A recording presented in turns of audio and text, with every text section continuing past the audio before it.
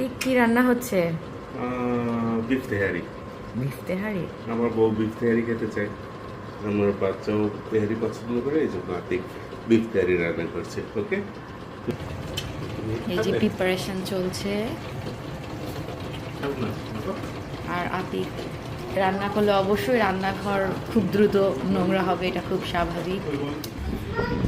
এই যে রান্না কমপ্লিট, বিফ তেহারি।